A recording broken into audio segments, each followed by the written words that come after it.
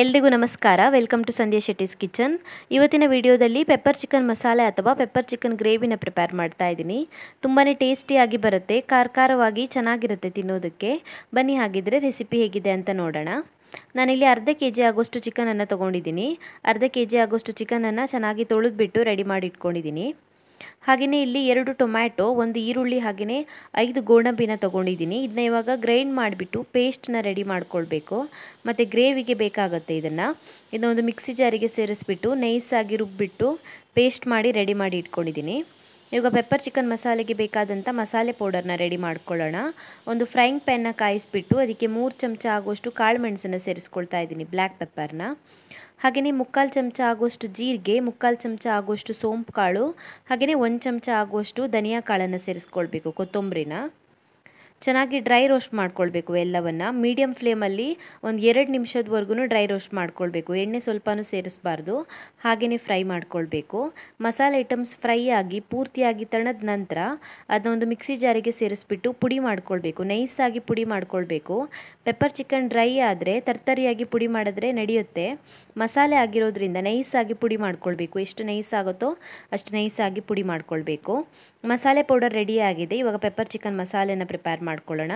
ಮೊದಲಿಗೆ ಒಂದು ಬಾಣಲಿನ ಕಾಯಿಸ್ಬಿಟ್ಟು ಅದಕ್ಕೆ 4ರಿಂದ 5 ಚಮಚ ಆಗೋಷ್ಟು ಎಣ್ಣೆನ ಸೇರಿಸ್ಕೊಳ್ಬೇಕು. ನಂತರ ಇದಕ್ಕೆ ಒಂದು ಸ್ವಲ್ಪ ಕರಿಬೇವಿನ ಎಲೆ, 3ರಿಂದ 4 ಕಟ್ ಮಾಡಿರುವಂಥ ಹಸಿಮೆಣಸಿನ್ಕಾಯಿ, ಹಾಗೆಯೇ 2 ಚೆನ್ನಾಗಿ ಹೆಚ್ಚಿರುವಂಥ ಈರುಳ್ಳಿನ ಸೇರಿಸ್ಕೊಳ್ಬೇಕು. ಚೆನ್ನಾಗಿ ಫ್ರೈ ಮಾಡ್ಕೊಳ್ಳಿ. ಮೀಡಿಯಮ್ ಫ್ಲೇಮಲ್ಲಿ ಚೆನ್ನಾಗಿ ಫ್ರೈ ಮಾಡ್ಕೊಳ್ಳಿ. 1 ನಿಮಿಷದವರೆಗೂ ಮೀಡಿಯಮ್ ಫ್ಲೇಮಲ್ಲಿ ಇಟ್ಕೊಂಡು ಚೆನ್ನಾಗಿ ಫ್ರೈ ಮಾಡ್ಕೊಳ್ಬೇಕು ಈರುಳ್ಳಿನ ಚೆನ್ನಾಗಿ ಫ್ರೈ ಮಾಡ್ಕೊಂಡ ನಂತರ 1 ಚಮಚ ಆಗೋಷ್ಟು ಶುಂಠಿ ಬೆಳ್ಳುಳ್ಳಿ ಪೇಸ್ಟನ್ನ ಸೇರಿಸ್ಕೊಳ್ಬೇಕು. ಮತ್ತೆ ಚೆನ್ನಾಗಿ ಫ್ರೈ ಮಾಡ್ಕೊಳ್ಳಿ. ಒಂದು 30 ಸೆಕೆಂಡ್ಗಳ ಕಾಲ ಚೆನ್ನಾಗಿ ಫ್ರೈ ಮಾಡ್ಕೊಳ್ಳಿ.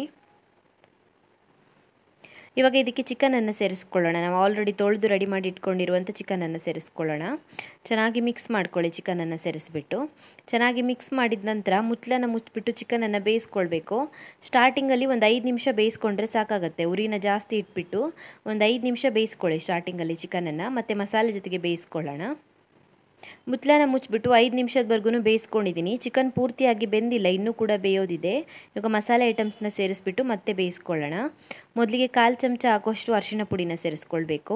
ಹಾಗೆಯೇ ರುಚಿಗೆ ತಕ್ಕಷ್ಟು ಉಪ್ಪನ್ನು ಸೇರಿಸ್ಕೊಳ್ಳಿ. ಚಿಕನ್ಗೆ ಎಷ್ಟು ಉಪ್ಪು ಬೇಕಾಗುತ್ತೋ ಅಷ್ಟು ಉಪ್ಪನ್ನು ಸೇರಿಸ್ಕೊಳ್ಳಿ, ಅರ್ಧ ಕೆಜಿ ಚಿಕನ್ಗೆ ಆಗೋಷ್ಟು. ಹಾಗೆಯೇ ಇವಾಗ ನಾವು ಆಲ್ರೆಡಿ ರೆಡಿ ಮಾಡಿ ಇಟ್ಕೊಂಡಿರುವಂಥ ಪೆಪ್ಪರ್ ಚಿಕನ್ ಮಸಾಲೆ ಪೌಡರ್ನ ಸೇರಿಸ್ಕೊಳ್ಳೋಣ. ಪೂರ್ತಿ ಮಸಾಲೆನ ಸೇರಿಸ್ಕೊಳ್ಳಿ. ನಾವು ಪೌಡರ್ ಮಾಡಿ ಇಟ್ಕೊಂಡಿರುವಂಥ ಪೂರ್ತಿ ಮಸಾಲೆ ಪೌಡರ್ನ ಸೇರಿಸ್ಕೊಳ್ಬೇಕು. ಚೆನ್ನಾಗಿ ಮಿಕ್ಸ್ ಮಾಡ್ಕೊಳ್ಳಿ. ನೀರೇನು ಸೇರಿಸಬಾರ್ದು, ಹಾಗೆಯೇ ಡ್ರೈ ಆಗಿಯೇ ಮಿಕ್ಸ್ ಮಾಡ್ಕೊಳ್ಳಿ. ಎಣ್ಣೆಯಲ್ಲಿ ಚೆನ್ನಾಗಿ ಫ್ರೈ ಆಗಲಿ ಮಸಾಲೆ ಪೌಡರು. ಮುಚ್ಚಳನ ಮುಚ್ಚಿಬಿಟ್ಟು ಒಂದು 5 ನಿಮಿಷದವರೆಗೂ ಮೀಡಿಯಮ್ ಫ್ಲೇಮಲ್ಲಿ ಬೇಯಿಸ್ಕೊಳ್ಬೇಕು. 5 ನಿಮಿಷ ಮುಚ್ಚಳನ ಮುಚ್ಚಿಬಿಟ್ಟು ಮೀಡಿಯಮ್ ಫ್ಲೇಮಲ್ಲಿ ಚೆನ್ನಾಗಿ ಬೇಯಿಸ್ಕೊಂಡಿದ್ದೀನಿ. ಮಸಾಲೆ ಪೌಡರ್ ಚೆನ್ನಾಗಿ ಫ್ರೈ ಆಗಿದೆ. ಒಂದ್ಸಲ ಹಾಗೆಯೇ ಮಿಕ್ಸ್ ಮಾಡ್ಕೊಳ್ಳಿ. ಇವಾಗ ಇದಕ್ಕೆ ನಾವು ಆಲ್ರೆಡಿ ಪೇಸ್ಟ್ ಮಾಡಿಟ್ಟಿರುವಂಥ ಟೊಮ್ಯಾಟೊ ಮತ್ತು ಈರುಳ್ಳಿ ಪೇಸ್ಟನ್ನು ಸೇರಿಸ್ಕೊಳ್ಳೋಣ. ಟೊಮ್ಯಾಟೊ, ಈರುಳ್ಳಿ ಮತ್ತು ಗೋಡಂಬಿ ಪೇಸ್ಟನ್ನು ಸೇರಿಸ್ಕೊಳ್ಳೋಣ. ಒಂದು ಚಿಕ್ಕ ಗ್ಲಾಸಲ್ಲಿ 1 ಗ್ಲಾಸ್ ಆಗೋಷ್ಟು ನೀರನ್ನು ಸೇರಿಸ್ಕೊಂಡಿದ್ದೀನಿ. ಜಾಸ್ತಿ ನೀರು ಮಾಡ್ಕೊಳ್ಬಾರ್ದು, ಸ್ವಲ್ಪ ದಪ್ಪನೇ ಇರಲಿ ಗ್ರೇವಿ. ಮತ್ತು ಕುದಿಯೋ ಅಷ್ಟರಲ್ಲಿ ಇನ್ನೂ ಸ್ವಲ್ಪ ದಪ್ಪ ಆಗುತ್ತೆ. ಹದ ನೋಡಿಬಿಟ್ಟು ನೀರನ್ನು ಸೇರಿಸ್ಕೊಳ್ಳಿ. ರುಚಿಗೆ ತಕ್ಕಷ್ಟು ಉಪ್ಪನ್ನು ಸೇರಿಸ್ಕೊಳ್ಬೇಕು. ನಾನು ಚಿಕನ್ಗೆ ಮಾತ್ರ ಉಪ್ಪು ಸೇರಿಸ್ಕೊಂಡಿದ್ದೆ, ಚಿಕನ್ಗೆ ಆಗೋಷ್ಟು. ಇವಾಗ ಗ್ರೇವಿಗೆ ಎಷ್ಟು ಉಪ್ಪು ಬೇಕಾಗುತ್ತೋ ಅಷ್ಟು ಉಪ್ಪನ್ನು ಸೇರಿಸ್ಕೊಂಡು ಚೆನ್ನಾಗಿ ಮಿಕ್ಸ್ ಮಾಡ್ಕೊಳ್ಳಿ. ಇವಾಗ ಮುಚ್ಚಳನ ಮುಚ್ಚಿಬಿಟ್ಟು 10 ನಿಮಿಷದವರೆಗೂ ಬೇಯಿಸ್ಕೊಳ್ಳೋಣ. ಮೀಡಿಯಮ್ ಫ್ಲೇಮಲ್ಲಿ 10 ನಿಮಿಷದವರೆಗೂ ಬೇಯಬೇಕು, ನಿಧಾನ ಬೇಯಲಿ ಇದು. 10 ನಿಮಿಷ ಬೇಯಿಸ್ಕೊಂಡಿದ್ದೀನಿ. ಚೆನ್ನಾಗಿ ಕುಕ್ ಆಗಿದೆ. ಚಿಕನ್ ಕೂಡ ಚೆನ್ನಾಗಿ ಬೆಂದಿದೆ. ಹಾಗೆಯೇ ಗ್ರೇವಿ ಕೂಡ ಬೆಂದ್ಬಿಟ್ಟು ಸ್ವಲ್ಪ ದಪ್ಪ ಆಗಿದೆ. ಇಷ್ಟೊತ್ತು ಬೇಯಿಸ್ಕೊಂಡ್ರೆ ಸಾಕಾಗುತ್ತೆ. ಒಟ್ಟಿಗೆ ಒಂದು 20 ನಿಮಿಷ ಕುಕ್ ಮಾಡ್ಕೊಂಡಿದ್ದೀನಿ ಚಿಕನನ್ನು. ರೆಡಿಯಾಗಿದೆ ಇದು ಸರ್ವ್ ಮಾಡೋದಕ್ಕೆ. ತುಂಬಾ ಟೇಸ್ಟಿಯಾಗಿ ಬರುತ್ತೆ. ರೋಟಿಗೆ, ಚಪಾತಿಗೆ, ದೋಸೆಗೆ, ಇಡ್ಲಿಗೆ, ರೈಸ್ಗೆ ಎಲ್ಲದಕ್ಕೂ ಚೆನ್ನಾಗಿರುತ್ತೆ. ಖಾರವಾಗಿ ತಿನ್ನೋದಕ್ಕೆ ತುಂಬಾ ಚೆನ್ನಾಗಿರುತ್ತೆ. ಟ್ರೈ ಮಾಡಿ ನೀವು ಕೂಡ. Thank you for watching my video. ನಿಮಗೆ ಈ ವಿಡಿಯೋ ಇಷ್ಟವಾಗಿದ್ದರೆ ವಿಡಿಯೋಗೊಂದು ಲೈಕ್ ಕೊಡಿ, ಹಾಗೆಯೇ ಕಮೆಂಟಲ್ಲಿ ತಿಳಿಸಿ ಹೇಗಿದೆ ಅಂತ.